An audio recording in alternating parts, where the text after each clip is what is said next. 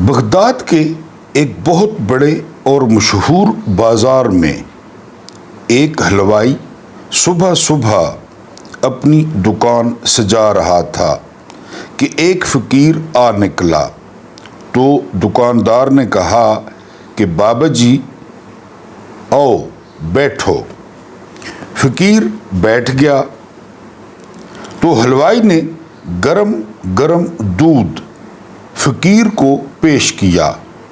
فقیر نے دودھ پی کر اللہ تعالیٰ کا شکر ادا کیا اور اس حلوائی کو کہا کہ بھائی تیرا شکریہ، اور یہ کہہ کر فقیر چل پڑا۔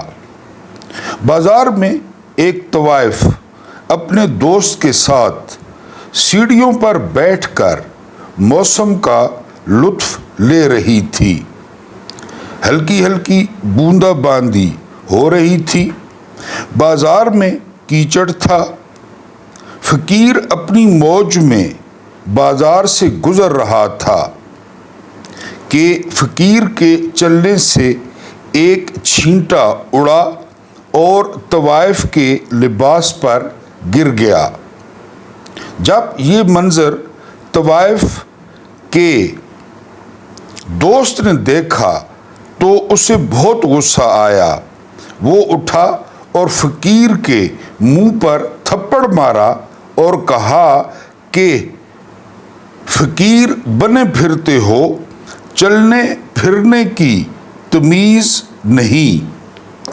فقیر نے ہنس کر آسمان کی طرف دیکھا اور کہا مالک تو بھی بڑا بے نیاز ہے، کہیں سے دودھ پلواتا ہے وہ بھی گرم، اور کہیں سے تھپڑ مرواتا ہے۔ یہ کہہ کر فقیر آگے چل پڑا۔ طوائف چھت پر چل رہی تھی کہ اس کا پاؤں پھسلتا ہے اور زمین پر سر کے بل گر جاتی ہے۔ اس کو ایسی شدید چوٹ لگتی ہے کہ موقع پر ہی فوت ہو جاتی ہے۔ شور مچ گیا۔ فقیر نے آسمان کی طرف منہ کر کے بد دعا دی تھی، جس کی وجہ سے یہ قیمتی جان چلی گئی۔ فقیر ابھی بازار کے دوسرے کونے تک نہیں پہنچا تھا کہ لوگوں نے فقیر کو پکڑ لیا اور کہا کہ بڑے فقیر بنے پھرتے ہو، حوصلہ بھی نہیں رکھتے ہو۔ فقیر نے کہا کہ کیا ہوا میاں؟ لوگوں نے کہا کہ تم نے بد دعا دی اور عورت کی جان چلی گئی۔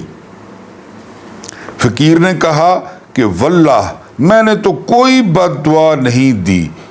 تو لوگوں نے ضد کی اور کہا کہ نہیں، تیری بد دعا کا کیا دھرا ہے۔ جب لوگوں نے ضد کی تو فقیر نے کہا کہ اصل بات پوچھتے ہو تو میں نے کوئی بد دعا نہیں کی، یہ یاروں کی لڑائی ہے۔ لوگوں نے کہا کہ وہ کیسے؟ فقیر نے کہا کہ جب میں گزر رہا تھا اور میرے پاؤں سے چھینٹا اڑا اور اس عورت کے لباس پر پڑا تو اس کے یار کو غصہ آیا، اس نے مجھے تھپڑ مارے تو پھر میرے یار کو بھی غصہ آ گیا، لہذا یہ یاروں کے ساتھ لڑائی ہے، میرا اس میں کوئی لینا دینا نہیں ہے۔ بسم اللہ الرحمن الرحیم۔ میرا نام محمود نیازی ہے۔ السلام علیکم ورحمۃ اللہ وبرکاتہ۔ آپ لوگ جانتے ہیں کہ آج 15 ستمبر ہے اور سوموار ہے۔ کچھ اپنی نجی مصروفیات کی وجہ سے ایک غیر حاضری ہو گئی ہے۔ میں کل ویلاگ نہیں کر سکا، لیکن مجھے پوری امید ہے اپنے محترم ویور سے کہ وہ اس بات کو معاف کر دیں گے، میری مجبوری سمجھیں گے۔ بہرحال اب کچھ تازہ ترین وہ خبریں اور ایک ویلاگ آپ کے سامنے رکھتا ہوں۔ سب سے جو پہلی خبر ہے، میں آپ کے سامنے اکثر نام لیتا ہوں شہباز رانا صاحب کا۔ یہ اتھارٹی ہیں، بہت زبردست۔ یہ جو معاشی معاملات ہیں نا پاکستان میں، اس پہ بہت زبردست یہ خبریں دیتے ہیں اور تجزیہ بھی کرتے ہیں۔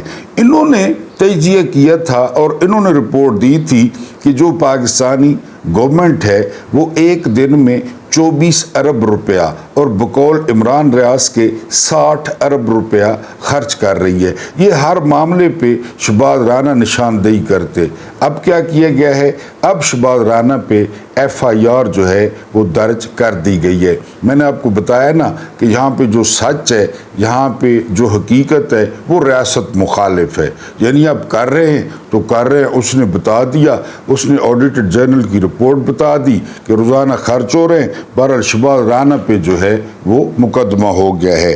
اس کے بعد جو اگلی خبر ہے وہ خبر یہ ہے کہ حکومت سیلاب زدگان کو کس طرح سیریز لے رہی ہے اور کس طرح جو ہے وہ جانیں بچا رہی ہے اور کس طرح جو ہے وہ ٹک ٹاکیں جو ہے نا وہ بنا رہی ہے۔ وہ یہ کہ سیلاب زدگان کو اکٹھا کر کے وہاں پہ میچ دکھانے کا انتظام کیا گیا ہے۔ یہ ہے ان کا ویژن اور یہ ہے ان کی محنت۔ وہاں پہ جو بابو تھے، جو DC تھے یا جو بھی تھے، تو انہوں نے سیلاب زدگان کے لیے میچ دیکھنے کا ارینج کیا اور ان کے ساتھ بیٹھ کے میچ دیکھا۔ اب مجھے آپ بتائیں، جن لوگوں کے گھر ڈوب گئے، جن لوگوں کے ڈھور ڈنگر جو ہے نا وہ لاپتہ ہو گئے، جن کے پیارے لاپتہ ہیں، لیکن اپنی ٹک ٹاکیں بنانے کے لیے اور اپنے آپ کو جو ہے نا وہ خواہ مخواہ بڑھا چڑھا کر پیش کرنے کے لیے یہ ڈرامے جو ہے وہ کیے جا رہے ہیں کہ جی ان کو میچ دکھایا جائے۔ اب اگر ہم ویلاگ کی بات کریں تو ویلاگ میں جو سب سے پہلے ہم ذکر کریں گے وہ ذکر کریں گے عبرتناک شکست کا۔ آپ جانتے ہیں کہ ایشیا کپ ہو رہا ہے۔ ایشیا کپ کا مطلب ہوتا ہے کہ جو براعظم ایشیا میں کرکٹنگ نیشنز ہیں ان کا یہ ٹورنامنٹ ہوتا ہے کہ ایشیا کی جو ٹیمیں ہیں وہ اس میں شرکت کریں گی۔ آپ جانتے ہیں کہ ایشیا میں بھارت بہت بڑی طاقت ہے کرکٹ کی، اس کے بعد پاکستان ہے، بنگلہ دیش ہے، سری لنکا ہے، بلکہ اب تو کچھ اور ملک بھی اس میں شامل ہو گئے ہیں۔ رات افتتاحی میچ تھا پاکستان اور انڈیا کا، اور انڈیا نے حسب معمول دھو دھا کے رکھ دیا پاکستانی ٹیم کو۔ یہ ان کا اتنا فطرتی خوف ہے، یہ اتنے پریشر میں ہے یعنی انڈیا کے کہ جو ہی میدان میں جو ہے نا اترتے ہیں تو یہ جو ہے نا ان کے کندھے گر جاتے ہیں اور یہ ہتھیار ڈال دیتے ہیں۔ پھر رہی صحیح کسر پوری کی ہوئی ہے فیلڈ مارشل صاحب نے۔ اب آپ کہیں گے کہ کرکٹ میں فیلڈ مارشل صاحب کہاں سے آ گئے، تو سارا کچھ کیا دھرا ہی فیلڈ مارشل صاحب کا ہے۔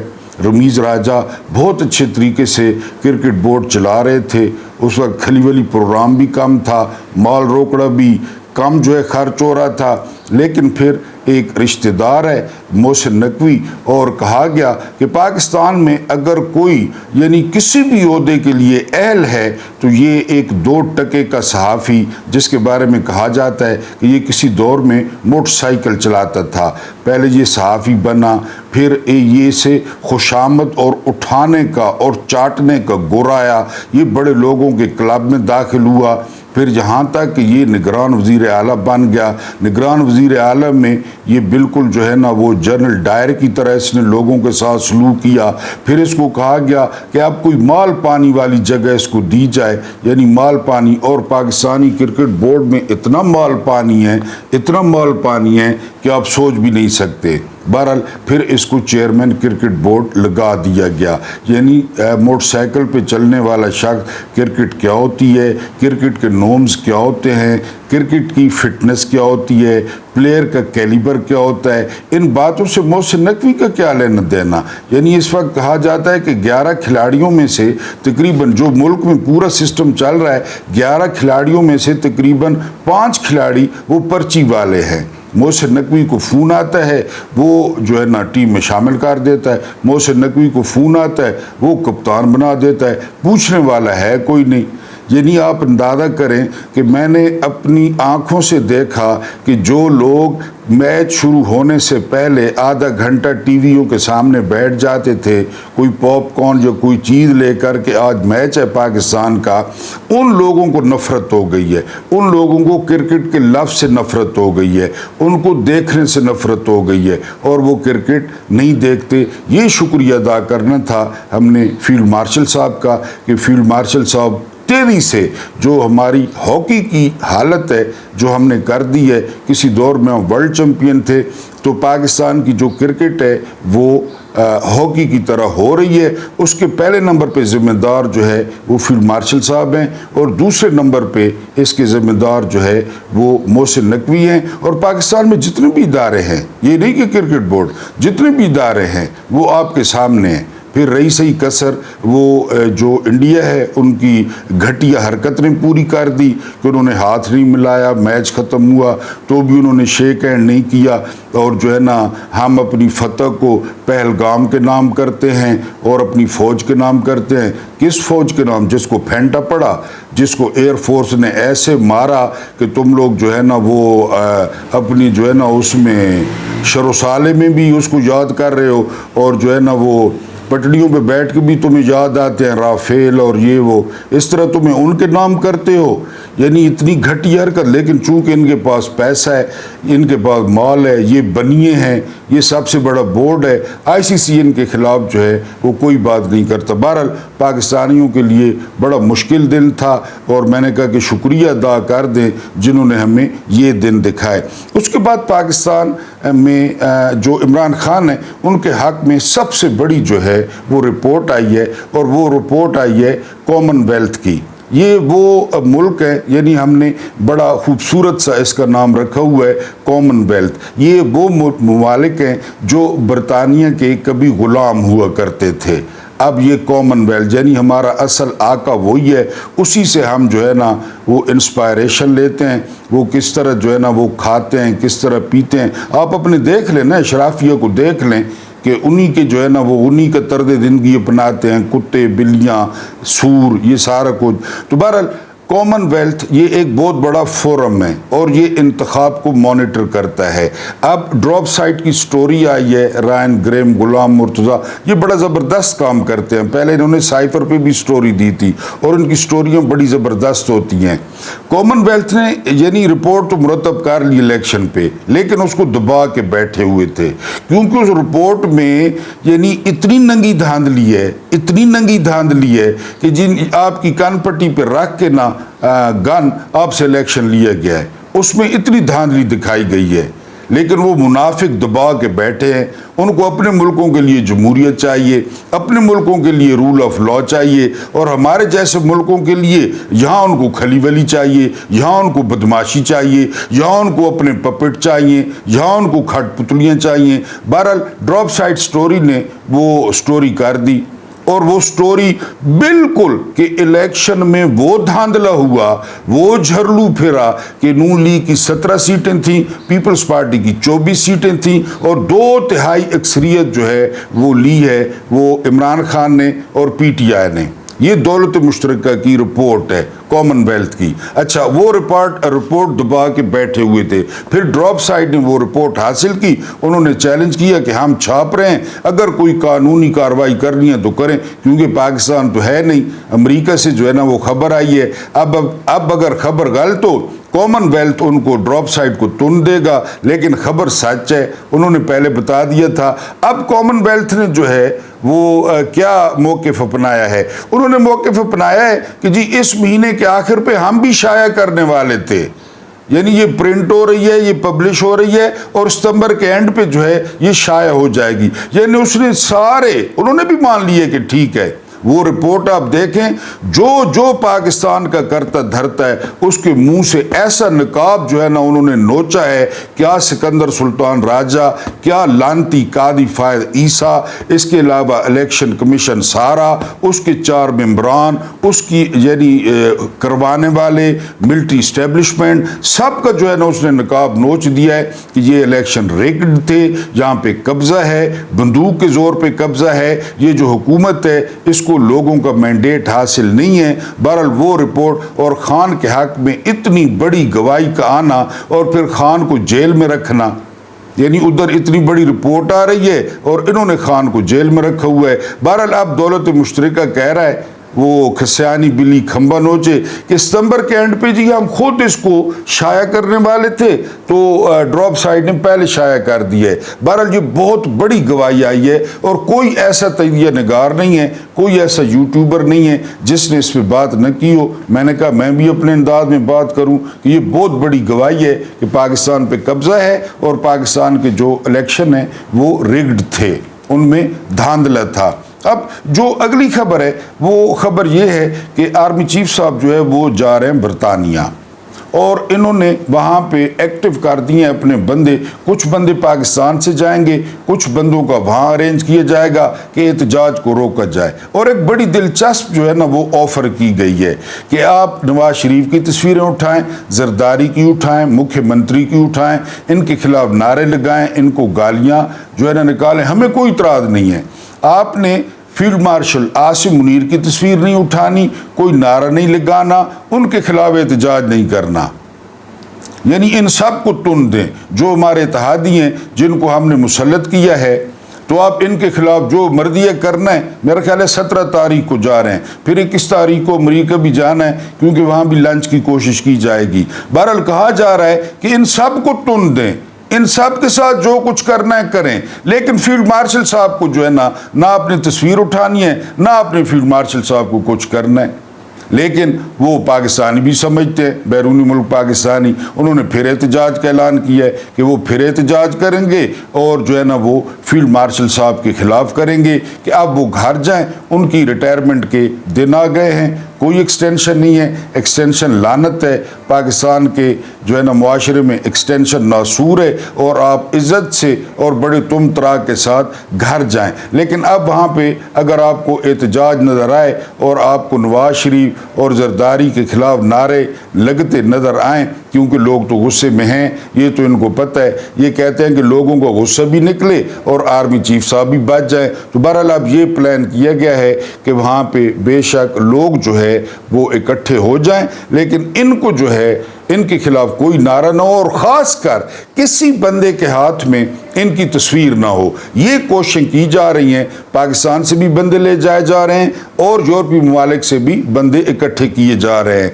आखिरी जो स्टोरी आपके साथ करनी थी वो आखिरी स्टोरी मैंने उस दिन आपको बताया था, 5 लेफ्टिनेंट जनरल हैं जो उम्मीदवार हैं आर्मी चीफ के, और मैंने आपको ये भी बताया था कि उनमें जो सबसे सीनियर हैं वो कोर कमांडर मंगला नुमान ज़करिया है। उसके बाद मैंने गुलरेज एहसन का बताया था, आपको शाह साहब का बताया था, शायद हयात साहब का बताया था। यानी ये वो लोग हैं कि जो अब लाइन में हैं और इन्होंने जो है वो आर्मी चीफ बनना है। एक और टेक्निकल बात आपको समझानी है, जब आर्मी चीफ की एक्सटेंशन होती है ना तो ये जो लेफ्टिनेंट जनरल होते हैं ये फारिग हो जाते हैं। यानी अभी कहा जा रहा है कि तकरीबन जो है ना वो 60 से 70% लेफ्टिनेंट जनरल जो है वो रिटायर हो जाएंगे। फिर जो नए लेफ्टिनेंट जनरल बनते हैं ना उनका और आर्मी चीफ का गैप बहुत ज़्यादा बढ़ जाता है। यानी वो आर्मी चीफ के सामने बिल्कुल जो है वो बच्चे होते हैं। और फिर आप समझ रहे हैं कि जी फिर क्या जो है ना वो रवैया हो तो होगा। तो बहरहाल ये 5 लोग जो है वो हैं उम्मीदवार हैं और उम्मीदवार होना भी चाहिए। यानी आप एक्सटेंशन देते हैं ना या आप एक्सटेंशन लेते हैं, इसका ये मतलब होता है कि आपकी जो पीछे लॉट है, जो आपके पीछे लेफ्टिनेंट जनरल हैं या जो इंतज़ार में हैं वो किसी काबिल नहीं है, वो उनमें काबिलियत नहीं है। वरना ये तो आप देखते हैं हर इदारे में, सरकारी इदारे में 60 साल, चाहे कोई टीचर है चाहे कोई वार्डम है, जो ही 60 साल उम्र होती है वो चुप करके घर चला जाता है। कभी उसने कहा है कि मुझे एक्सटेंड कर दें, मुझे ये कर दें, क्योंकि पीछे बंदे मौजूद होते हैं। और यही हाल जो है ना वो फ़ौज का है। आर्मी चीफ के बाद जो है ना वो जो कोर कमांडर्स हैं, जो भी लेफ्टिनेंट जनरल है वो क्वालिफाई करता है कि जी वो जो है ना वो आर्मी चीफ बने। तो बहरहाल अब जो है ना इसका मतलब ये है कि उनमें कोई हुनर नहीं है, वो अच्छे सिपाही नहीं है। जो सबसे इम्पोर्टेंट बम फोड़ा है वो बम फोड़ा है साबिर शाकिर साहब ने। साबिर शाकिर साहब कहते हैं कि नवाज शरीफ की जिस तरह आदत है یعنی وہ درباری سازشیں، غلام گردشوں کی سازشیں، خسر پھسر۔ صابر شاکر کہتے ہیں کہ ان 5 میں سے ایک سے نواز شریف جو ہے وہ ملاقات کر چکے ہیں۔ اب ڈاٹ کنیکٹنگ کر لیں، کیونکہ کہا جاتا ہے کہ جب جنرل باجوہ جو ہے وہ چیف تھے تو نواز شریف جنرل عاصم منیر صاحب کے ساتھ ملاقات کر چکے تھے، اور اسی کو بقول عمران خان کے لندن پلان کہا جاتا ہے۔ چلیں لندن پلان چھوڑیں، ابھی آپ کے سامنے مری میں کیا ہوتا رہا ہے، 2 دن 3 دن وہاں پہ میٹنگیں ہوتی رہی ہیں کہ اس طرح کریں اس طرح کریں۔ مری میں بھی مری پلان بھی آ گیا۔ تو جب باجوہ چیف تھے تو جنرل صاحب جو ہے نا وہ ملاقات مار چکے تھے، پھر اس کے بعد آپ نے دیکھا۔ اب صابر شاکر صاحب رپورٹ کرتے ہیں کہ نواز شریف وہ جو میں نے ابھی نام لیے 5 لیفٹیننٹ جنرلز کا، ان میں سے جو ہے نا ایک سے ملاقات کھڑکا چکے ہیں، کیونکہ جتنا تجربہ نواز شریف کو ہو گیا ہے نا ان معاملات کا، یعنی کم از کم انہوں نے 5-6 آرمی چیف جو ہے نا وہ ان کا تقرر کیا، 5-6 آرمی چیفوں کے ساتھ ان کی لڑائی ہوئی، 5-6 آرمی چیفوں نے جو ہے نا وہ ایکسٹینشن کی، راحیل شریف نے بھی ایکسٹینشن کی ضد کی، اب بھی ایکسٹینشن کی ضد ہو رہی ہے کہ ایکسٹینڈ کیا جائے۔ تو جتنے معاملات یہ والے نواز شریف جانتا ہے نا، پاکستان میں اور کوئی بھی نہیں جانتا، یعنی یہ جرنیلوں کی ایکسٹینشن، جرنیلوں کو گھر بھیجنا، ان کے ساتھ تعلقات، یہ جو ہے نا معاملات، یہ نواز شریف سے بہتر کوئی نہیں جانتا۔ اب آپ دیکھیں نا کہ یوسف رضا گیلانی نے کسی آرمی چیف کو اپوائنٹ نہیں کیا، پرویز اشرف نے کسی کو نہیں کیا، شاہد خاقان عباس یہ وزرائے اعظم تھے، عمران خان نے کسی آرمی چیف کو اپوائنٹ نہیں کیا۔ ہاں ان کے دور میں باجوہ کو ایکسٹینشن ملی اور نون لیگ سب نے دی، لیکن انہوں نے اپوائنٹ نہیں کیا۔ یہ سب سے زیادہ تجربہ نواز شریف کا ہے۔ اب کہا جا رہا ہے کہ وہ جو 5 لوگ بقایا ہیں ان میں سے جو ہے نا وہ ایک کے ساتھ نواز شریف کی ملاقات ہو گئی ہے۔ اب آپ خود ڈاٹ کنیکٹنگ کر لیں۔ اور دوسرا ایک اور عہدہ بقایا ہے جس کو توسیع نہیں ملی، وہ عہدہ ہے chairman joint chiefs of staff committee, وہ بھی 4 سٹار جنرل ہوتا ہے۔ اب اس نے بھی ستمبر میں گھر جانا ہے، اس کو ایکسٹینشن نہیں دی گئی۔ یعنی یہ بھی کہا جا رہا ہے کہ جو باقی 5 جرنیل ہیں تو ان 5 جرنیلوں کو لولی پاپ جو ہے نا وہ دیا گیا ہے کہ آپ کو جو ہے نا وہ 4 سٹار، آپ کو جو ہے نا وہ، کیونکہ ایک سیٹ تو خالی ہونی ہے 4 سٹار کی، وہ ہے chairman joint chiefs of staff committee. یعنی ادھر نواز شریف کی ملاقات ذہن میں رکھیں ایک لیفٹیننٹ جنرل کے ساتھ، ادھر یہ ذہن میں رکھیں کہ ان 5 کو، آپ میرے پتنی پوائنٹ سمجھ رہے ہیں کہ نہیں، 5 کو کہا گیا ہے کہ آپ چیئرمین ہو، 5 کو مطمئن کرنے کے لیے۔ میں نے آپ کو بتایا نا کہ وہ بھی ویٹ کر رہے ہیں کہ جی ہم چیف بن سکتے ہیں، ہمیں کیا کمی ہے، ہماری ناک بہتی ہے، یا یعنی ہمارے سارے گوڑے پانی پوئے ہوئے ہے کہ ایسا چیف نہ بن سکنے، یا سا کو لڑنا نہیں آنا، سا کو ٹینک چلانا نہیں آنا، آرڈرز دینے نہیں آتے، ایسا کیوں نہ بن سکنے۔ بہرحال ایک تو یہ بات کہ ان 5 میں سے نواز شریف کی ایک سے ملاقات ہو گئی ہے، اس پہ آپ نے نظر رکھنی ہے۔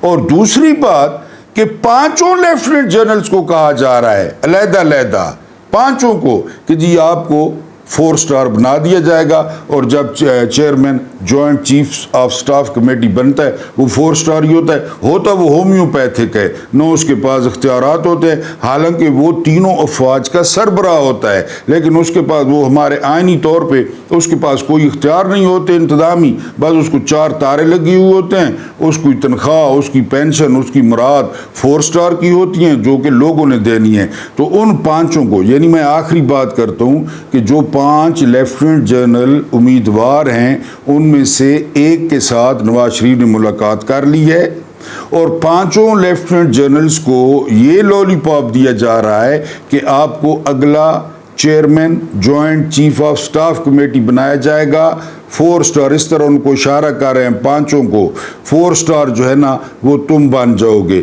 لیکن ہماری درخواست یہ ہے، قوم کا مطالبہ یہ ہے، قوم یہ چاہتی ہے کہ 28 نومبر کو آرمی چیف صاحب پورے تم تراک کے ساتھ، پوری عزت کے ساتھ، بجائے سیاست کو پلیوٹ کرنے کے، بجائے سیاست میں شرکت کرنے کے، وہ عزت کے ساتھ گھر جائیں تاکہ قوم ان کو اچھے الفاظ میں یاد رکھے۔